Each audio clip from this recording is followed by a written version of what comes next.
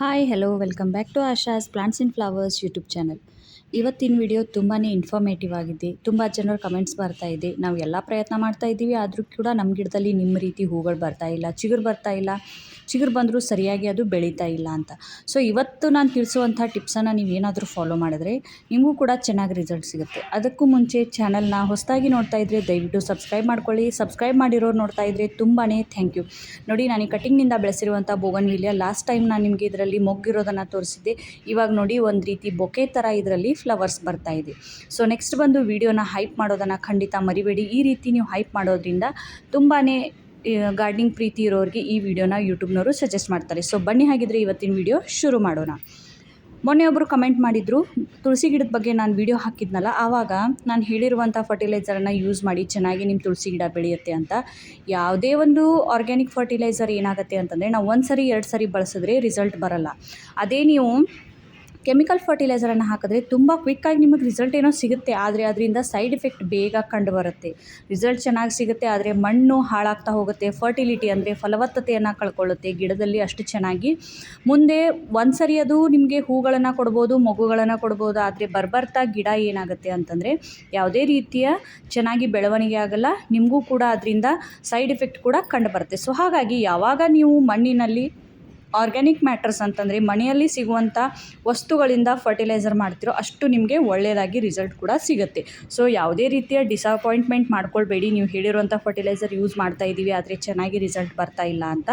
ನೋಡಿ, ಮೇಲಿನ ಮೇಲೆ ನಾವು ಆರ್ಗ್ಯಾನಿಕ್ ಫರ್ಟಿಲೈಸರನ್ನು ಹಾಕೋದ್ರಿಂದ ಮಣ್ಣು ಎಷ್ಟು ಹಗುರ ಆಗುತ್ತೆ ಅಂತ ನೋಡಿ. ಯಾವುದೇ ರೀತಿಯ ಟೂಲ್ ಇಲ್ಲದೆ, ಯಾವುದೇ ರೀತಿಯ ಒಂದು ಹರಿತವಾದ ವಸ್ತು ಇಲ್ಲದೆ ನಾನು ಕೇವಲ ಬೆರಳಿನ ಸಹಾಯದಿಂದ ಮಣ್ಣನ್ನು ಲೂಸ್ ಮಾಡ್ತಾ ಇದ್ದೀನಿ.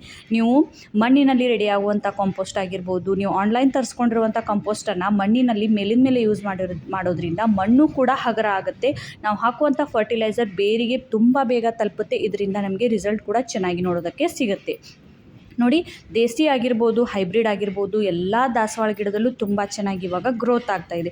ಆದರೆ ಚಳಿಗಾಲದಲ್ಲಿ ಏನಾಗುತ್ತೆ ಅಂತಂದರೆ ನಾವು ಹಾಕುವಂಥ ಫರ್ಟಿಲೈಸರ್ ಬೇಗ ವರ್ಕ್ ಆಗಲ್ಲ.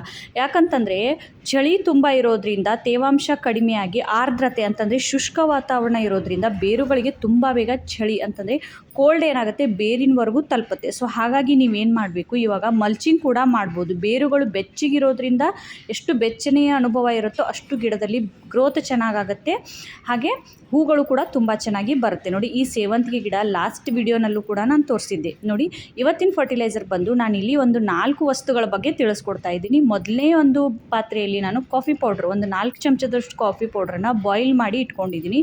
ಇದರಲ್ಲಿ ಒಂದು 4 ಚಮಚದಷ್ಟು ಟೀ ಪೌಡ್ರನ್ನು ಕುದಿಸ್ಕೊಂಡು ಇಟ್ಕೊಂಡಿದ್ದೀನಿ. ಬಾಯ್ಲ್ ಮಾಡಿರುವಂಥ ಉದ್ದೇಶ ಏನು ಅಂತಂದರೆ ನಾವು ನೆನೆಸಿ ಕೂಡ ಹಾಕ್ಬೋದು, ಆದರೆ ಬಾಯ್ಲ್ ಮಾಡೋದ್ರಿಂದ ಅಲ್ಲಿ ಇನ್ನಷ್ಟು ಅದರಲ್ಲಿರುವಂಥ ನ್ಯೂಟ್ರಿಯೆಂಟ್ಸ್ ರಿಲೀಸ್ ಆಗುತ್ತೆ, ಹಾಗೆ ಗಿಡಗಳಿಗೂ ಕೂಡ ಸ್ವಲ್ಪ ಬೆಚ್ಚನೆಯ ಅನುಭವ ಉಂಟಾಗುತ್ತೆ. ನಾನು ಈ ಎರಡರನ್ನೂ ಕೂಡ ಮತ್ತೆರಡು ವಸ್ತುಗಳಲ್ಲಿ ಮಿಕ್ಸ್ ಮಾಡ್ತಾ ಇದ್ದೀನಿ. ಸೊ ಮೊದಲನೇದು ಬಂದು ನೋಡಿ, ಈ ರೀತಿ ಒಂದು ಯಾವುದಾದ್ರೂ ಒಂದು ಅಳತೆ ಇಟ್ಕೊಳ್ಳಿ. ಒಂದು ಅಳತೆಯಲ್ಲಿ ಕಾಫಿ ಪೌಡ್ರ್ ಏನು ನಾವು ಬಾಯ್ಲ್ ಮಾಡಿ ಕುದಿಸಿ ಇಟ್ಕೊಂಡಿದ್ವಲ್ಲ, ಅದು ರೂಮ್ ಟೆಂಪ್ರೇಚರಲ್ಲಿ ತಣ್ಣಗಾಗೋದಕ್ಕೆ ಬಿಡಿ. 1 ಲೀಟರ್ ನೀರಿನಲ್ಲಿ 1 ಲೋಟ ಕಾಫಿ ಪೌಡರ್ ಹಾಗೂ 1 ಚಮಚ ಎಪ್ಸಮ್ ಸಾಲ್ಟ್. ಕಾಫಿ ಪೌಡ್ರ್ ಹಾಕೋದ್ರಿಂದ ಮಣ್ಣಿನ ತೇವಾಂಶ ಏನಾಗುತ್ತೆ ಮೇಂಟೈನ್ ಆಗುತ್ತೆ, ಬೇರುಗಳು ಬೆಚ್ಚಗಿರುತ್ತೆ, ಆ್ಯಸಿಡಿಕ್ ಆಗುತ್ತೆ. ಅಷ್ಟೇ ಅಲ್ಲ, ಇದರಲ್ಲಿ ನಾವು ಎಪ್ಸಮ್ ಸಾಲ್ಟ್ ಹಾಕೋದ್ರಿಂದ ಕಾಫಿ ಪೌಡ್ರ್ ಕೂಡ ಗಿಡಗಳಿಗೆ ಹಸಿರನ್ನು ಗ್ರೀನ್ರಿಯನ್ನು ಒದಗಿಸುತ್ತೆ. ಜೊತೆಗೆ ಎಪ್ಸಮ್ ಸಾಲ್ಟ್ ಹಾಕೋದ್ರಿಂದ ಚಳಿಗಾಲದಲ್ಲಿ ಎಲೆಗಳು ಹಳದಿ ಬಣ್ಣಕ್ಕೆ ತಿರುಗೋದು, ಮೊಗ್ಗುಗಳು ಹಳದಿ ಆಗೋದು ತಕ್ಕ ಮಟ್ಟಿಗೆ ಒಂದು 70% ಆದರೂ ಕಡಿಮೆ ಆಗುತ್ತೆ. ಯಾಕಂತಂದರೆ ಇವಾಗ ವಾತಾವರಣದಲ್ಲಿ ತೇವಾಂಶ ಕಡಿಮೆ ಇರೋದ್ರಿಂದ ಎಲೆಗಳು ಕೂಡ ಏನಾಗುತ್ತೆ ಅಂತಂದರೆ ಸ್ವಲ್ಪ ಡಲ್ ಆಗುತ್ತೆ. ಹಾಗಾಗಿ ನಾವು ಇಲ್ಲಿ ಏನು ಮಾಡಬೇಕು, ಎಪ್ಸಮ್ ಸಾಲ್ಟನ್ನು ಕಂಟಿನ್ಯೂಸ್ ಆಗಿ ಯೂಸ್ ಮಾಡಬೇಕು. ಅದೇ ರೀತಿ ಟೀ ಪೌಡ್ರು ಕೂಡ ನಾನಿಲ್ಲಿ 1 ಲೋಟ 1 ಲೀಟರ್ ನೀರಿನಲ್ಲಿ ಹಾಕಿಬಿಟ್ಟು ಒಂದು 4 ಎಲೆಗಳನ್ನು ಏನು ಮಾಡಿದ್ದೀನಿ, ಎಲೋವೆರಾ ಮಿಕ್ಸಿ ಜಾರ್ನಲ್ಲಿ ರುಬ್ಕೊಂಡು ಬಂದಿದ್ದೀನಿ. ಈ ಎಲೋವೆರಾ ಚಳಿಗಾಲದಲ್ಲಿ ತುಂಬಾ ಮುಖ್ಯವಾಗಿ ನೀವು ಯೂಸ್ ಮಾಡಲೇಬೇಕು.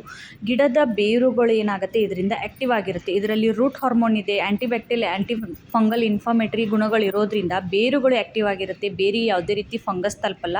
ಬೇರುಗಳ ಬೆಳವಣಿಗೆಗೆ ಇದು ಏನು ಮಾಡುತ್ತೆ, ಪ್ರಮೋಟ್ ಮಾಡುತ್ತೆ. ನೀವೆಲ್ಲ ಕೇಳ್ಬೋದು, ಡಾರ್ಮೆನ್ಸಿನಲ್ಲಿ ಗಿಡಗಳಿಗೆ ಫರ್ಟಿಲೈಸರ್ ಹಾಕಬೇಕಾ ಹಾಕಬಾರ್ದಾ ಅಂತ. ನೋಡಿ, ಅದೇ ಒಂದು ಲೋಟದಲ್ಲಿ ಅಲೋವೆರಾ ಜ್ಯೂಸ್ ಕೂಡ ನಾನಿಲ್ಲಿ ತೊಗೊಳ್ತಾ ಇದ್ದೀನಿ. ಕಂಪ್ಲೀಟಾಗಿ ಯಾವ ಗಿಡಗಳು ಡಾರ್ಮೆನ್ಸಿಗೆ ಹೋಗುತ್ತೋ ಆ ಗಿಡಗಳಿಗೆ ನಾವು ಸಾಧ್ಯವಾದಷ್ಟು ಫರ್ಟಿಲೈಸರ್ ಹಾಕೋದನ್ನು ನಿಲ್ಲಿಸಬೇಕು. ಆದರೆ ಈ ಕೆಲವೊಂದು ಗಿಡಗಳಿಗೆ ಏನಾಗುತ್ತೆ ಅಂತಂದರೆ ಅತಿಯಾದ ತಂಪಿನಿಂದ ಅದರ ಬೆಳವಣಿಗೆ ನಿಂತೋಗುತ್ತೆ. ಫಾರ್ ಎಕ್ಸಾಂಪಲ್ ಗುಲಾಬಿ ಆಗಿರ್ಬೋದು, ದಾಸವಾಳ ಆಗಿರ್ಬೋದು, ಇನ್ನೂ ಹಲವಾರು ರೀತಿಯ ಫ್ಲವರಿಂಗ್ ಪ್ಲಾಂಟ್ಸ್ ಏನಾಗುತ್ತೆ ಚಳಿಗೆ ಡಾರ್ಮೆನ್ಸಿಗೆ ಒಳಗಾಗುತ್ತೆ. ಹಾಗಾಗಿ ಆ ಗಿಡದ ಬೇರುಗಳು ಆ್ಯಕ್ಟಿವ್ ಆಗಿರಬೇಕು ಅಂತಂದರೆ ನಾವು ಈ ರೀತಿ ಬೇರುಗಳು ಆ್ಯಕ್ಟಿವ್ ಆಗಿರೋದಕ್ಕೆ ರೂಟ್ ಹಾರ್ಮೋನ್ ಇರುವಂಥ ಫರ್ಟಿಲೈಸರ್ನ ಕೊಡಬೇಕು. ನೋಡಿ, ಈ ರೀತಿ ಗುಲಾಬಿ ಗಿಡದಲ್ಲಿ ಚಿಗುರು ಬರ್ತಾ ಇದ್ದರೆ ಅಥವಾ ನೀವು ಕಟಿಂಗ್ ಏನಾದರೂ ನೆಟ್ಟಿದ್ರೆ ಆ ಗಿಡಗಳಿಗೆ ಅಲೋವೆರಾ ಜೆಲ್ಲನ್ನು ಹಾಕ್ಬೋದು. ನೆಕ್ಸ್ಟ್ ಬಂದು ಇಲ್ಲಿ ನಾನು ಹ್ಯೂಮಿಕ್ ಆ್ಯಸಿಡ್ ಹಾಕ್ತಾ ಇದ್ದೀನಿ. ಈ ಹ್ಯೂಮಿಕ್ ಆ್ಯಸಿಡ್ ತುಂಬಾ ಒಳ್ಳೆಯದು, ತುಂಬಾ ಆರ್ಗ್ಯಾನಿಕ್ ಫರ್ಟಿಲೈಸರ್ ಅಂತಲೇ ಹೇಳ್ಬೋದು. ಎಲ್ಲದಕ್ಕಿಂತ ಹೆಚ್ಚಾಗಿ ಗಿಡದ ಬೇರುಗಳ ಬೆಳವಣಿಗೆಗೆ ಇದು ತುಂಬಾ ಸಹಾಯ ಮಾಡುತ್ತೆ. ನೋಡಿ, ನಾನಿಲ್ಲಿ 1 ಲೀಟರ್ ನೀರಿನಲ್ಲಿ 1 ಚಮಚ ಅಥವಾ 2 ರಿಂದ 3 ml ನೀವೇನು ಮಾಡಬೇಕು, 1 ಲೀಟರ್ ನೀರಿನಲ್ಲಿ ಇದನ್ನು ಮಿಕ್ಸ್ ಮಾಡಿ. ಇದ್ರ ಜೊತೆ ಬೇರೆ ಯಾವುದೇ ಲಿಕ್ವಿಡನ್ನು ಹಾಕಬೇಡಿ. ಜಸ್ಟ್ ನೀರಿನಲ್ಲಿ ಇದು 1 ಚಮಚ ಅಥವಾ ಒಂದು ಅರ್ಧ ಚಮಚ ಹಾಕಿದ್ರೂ ಕೂಡ ನೋಡಿ ಎಷ್ಟು ಡಾರ್ಕ್ ಆಗಿ ಕಲರ್ ಬರ್ತಾ ಇದೆ. ಇದನ್ನು ಕೂಡ ನೀವು ತಿಂಗಳಲ್ಲಿ ಒಮ್ಮೆ ಗಿಡಗಳಿಗೆ ಹಾಕ್ತು ಅಂತಂದರೆ ಏನಾಗುತ್ತೆ, ಗಿಡದ ಬೇರುಗಳು ತುಂಬಾ ಸ್ಟ್ರಾಂಗ್ ಆಗುತ್ತೆ, ಗಿಡದ ಬೇರುಗಳು ಆ್ಯಕ್ಟಿವ್ ಆಗಿರುತ್ತೆ. ನಾವು ಹಾಕುವಂಥ ಫರ್ಟಿಲೈಸರ್ ಚೆನ್ನಾಗಿ ಗಿಡದ ಬೇರುಗಳು ಇದನ್ನು ಅಬ್ಸಾರ್ಬ್ ಮಾಡ್ಕೊಳ್ಳುತ್ತೆ.